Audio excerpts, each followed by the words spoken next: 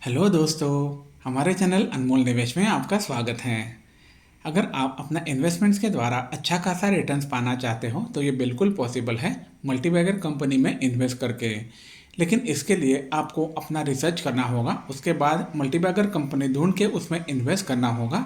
लेकिन इसमें एक बात ध्यान में रखें, अगर आपका रिसर्च गलत होता है तो आपके पैसे ज़ीरो होने की संभावना हमेशा बनी रहती है। इसलिए उसमें उतना ही पैसा इन्वेस्ट करें जो अगर खो जाता है तो आपके करंट लाइफस्टाइल पे कोई भी बुरा असर ना पड़े। हमारे या अन्य किसी भी यूट्यूब चैनल पर दिखाए गए शेयर को डायरेक्टली बाय ना करें, क्योंकि ये शेयर अच्छा परफॉर्म करेगा ऐसा हमारा पर्सनल ओपिनियन होता है। ज़रूरी नहीं है कि ऐसा ही होगा। यूट्यूब तो बस एक ज़रिया है अच्छी कंपनी आप तक लेके आने का। और सबसे इम्पॉर्टेंट चीज़, आपने अगर micro cap, small cap, mid cap में इन्वेस्ट किया हुआ है तो आपको कम से कम अपने शेयर 3 से 5 साल तक होल्ड करने पड़ेंगे, तभी आपको कंपनी मल्टीबैगर बनने का फ़ायदा मिल सकता है।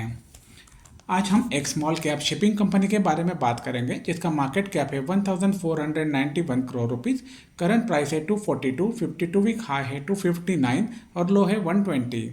स्टॉक का पी है 27.3 और इंडस्ट्री पी है 26.7।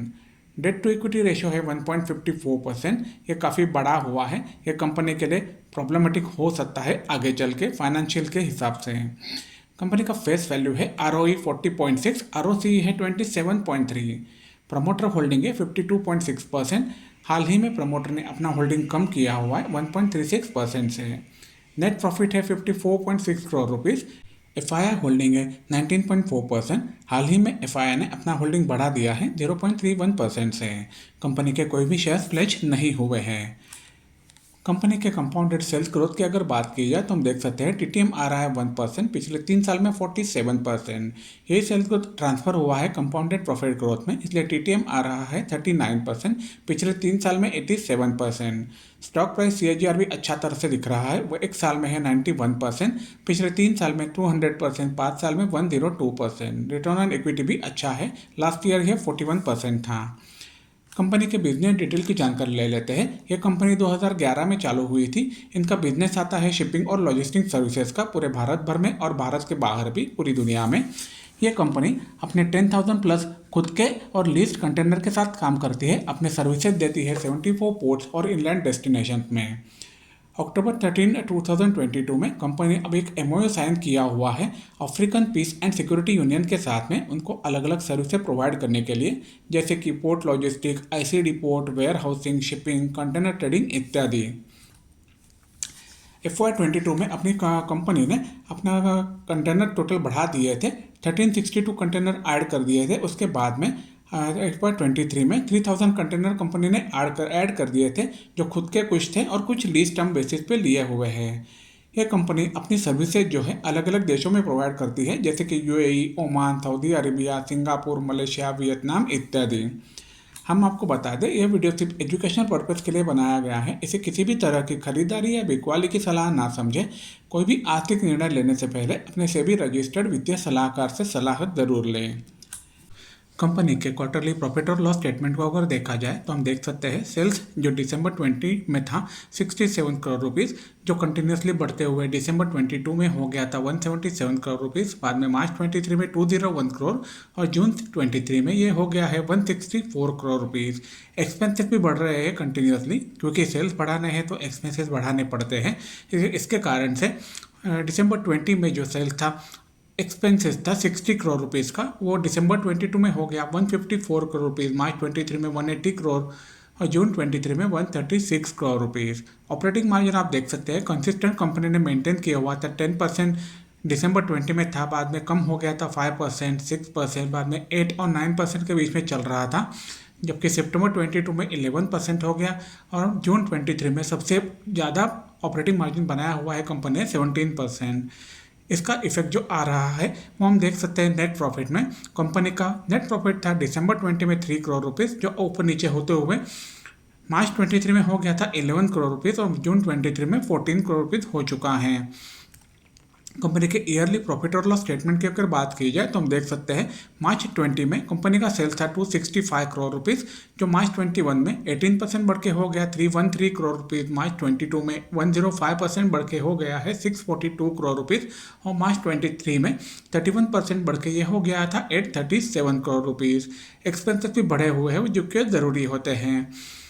इसी तरह से हम देख सकते हैं नेट प्रॉफिट जो मार्च 20 में था 8 करोड़ रुपीस, मार्च 21 में ये 25% बढ़ के हो गया था 10 करोड़ रुपीस। बाद में मार्च 22 में 191% बढ़ के ये पहुंचा था 29 करोड़ रुपये, और मार्च 23 में ये 86% बढ़ के हो गया है 54 करोड़ रुपीस।